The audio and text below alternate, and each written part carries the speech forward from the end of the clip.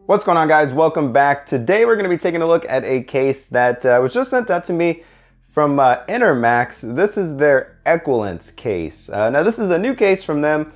It's actually a tempered glass case. As you can see, it's got tempered glass here on the front panel as well as the side panel that I've just went ahead and taken off. Now with this case, aside from the tempered glass side panels, they've actually put a little bit of emphasis on silence with this case. So I don't know if you can see there through the little X's, but there is some sound deadening foam on the back panel there, as well as on the top here. If we can take off the top panel. And you can see there it's got some sound deadening foam. So they've got a little bit of emphasis on silence with this case, which is, hey, I can't really complain about that. I definitely love quiet cases, so yeah. But I'm doing things a little bit differently now. I've already built in this case rather than just kind of breaking it down piece by piece with nothing in it. So I'm just gonna get right into basically what I think about it and you know, whether it's a good case or not. Let's just go ahead and start with the very top here. As you can see with the front I/O, we've got 4 USB ports there. Your mic and headphone jacks, which actually still have the plugs in them, so we'll go ahead and take those out now. You've got 2 USB 3.0 headers right there for ports, so that's nice. There is a fan controller here to go along with the silent side panels, so that's nice. And then you've got your power and reset buttons here. As I did mention previously, you've got this, actually this removable top panel, which you don't have to have that on there, so that's nice if you want just a little bit more airflow for your case. At the top here, you can fit up to 3 120mm fans or up to 240mm fans. So that should be like up to a 280mm rad or 360mm radiator there. So that's a pretty nice touch there. Down at the front panel here, you can see the front of the case does get its airflow from these side vents here, coming all the way down the side of the case there, and underneath the Enermax logo as well. So that is a little bit nice here, and it does look like the fans sit back far enough that it is going to eat up all the airflow that does come in that way. So if we're gonna just pull back the front side panel, I can't actually take it off because the wires for the front panel are still connected. That's kind of strange, but anyways, if we take this off here, there are 2 120mm fans that the case comes with. You can put 3 120mm fans in there in total, or you can run up to a 360mm radiator.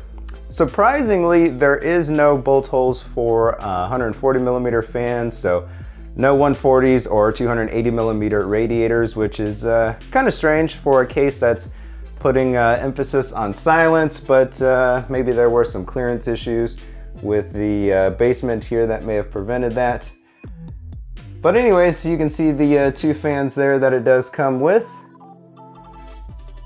There's also a magnetic dust filter here that sits right up in front of the 2 fans here, or the 3 fans total, which oddly enough just kind of flew out when I took the front panel off, but maybe that was just a shipping issue.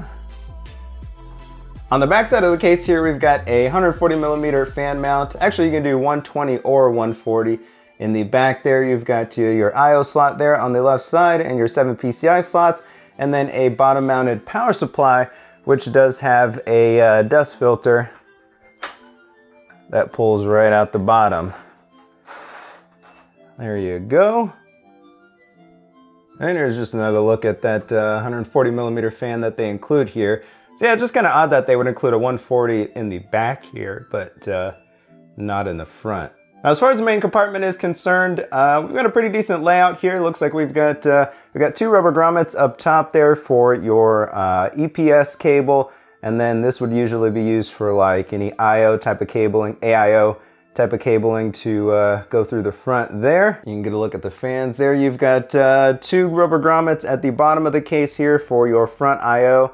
So no cables have to ride the bottom of the basement there. Got a nice good looking design in the main area there. Even comes with a basement to hide the cables from your PSU to keep everything nice and clean. So that's definitely a nice touch. Really the only thing I don't like is this section over here, which I guess is supposed to be like a section where you can mount fans, or you can even mount two SSDs in this location here, like horizontally. So the only thing I don't like about that is if you look at the ATX cable there, you can see it actually routes just behind this. There's a small opening there in the case to allow the cables to route through, and once the cables come out there, they actually come in this area, and this is slightly recessed when you pull the backside of the case off, or the backside panel off. So normally this is where you would tuck all of your cables in. Well, the fact that it's open means you can see all of the cables that you are running back there behind the case, which is pretty much a no-no when it comes to cable management. I would have much rather had some rubber grommets here, just traditional rubber grommets to feed the cables through, and then maybe have this closed with you know, a couple SSD mounting points there. So I really don't like what they've done with that here. But otherwise, the interior design is pretty solid. As for CPU clearance, you can fit up to 175 millimeter CPU cooler. This one I have from Arctic fits with no issues here.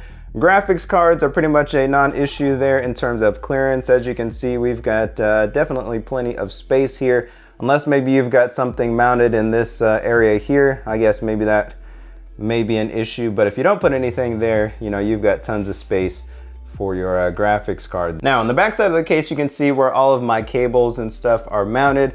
Again, everything pretty much has to go on the left side here because this is the only space that has a decent amount of room behind the motherboard tray, which is a little bit unfortunate.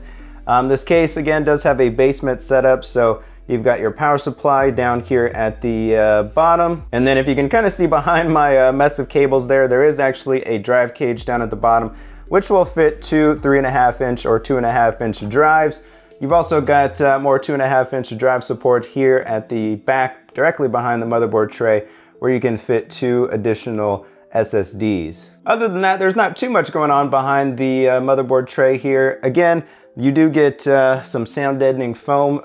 Let me show you guys that. That back panel does have some sound deadening foam there, just to keep everything to a minimum as far as noise is concerned. That's definitely a nice touch. But other than that, there's not too much going on the back side here. Again, I just wish, you know, maybe they had a little bit more traditional setup for the cable routing, the main cable routing, and just gave us a little bit more room as far as tucking cables behind the motherboard tray. But other than that, it's a pretty good looking case. I like what Enermax has done with the EQUILENCE. The only part that I really don't like is just that, you know, section over here, but everything else I really can't complain about. So good job there, Enermax. This is my first time taking a look at one of their cases, and I think they're off to a good start as far as going in this direction. But you guys let me know what you think about this case down in the comments below.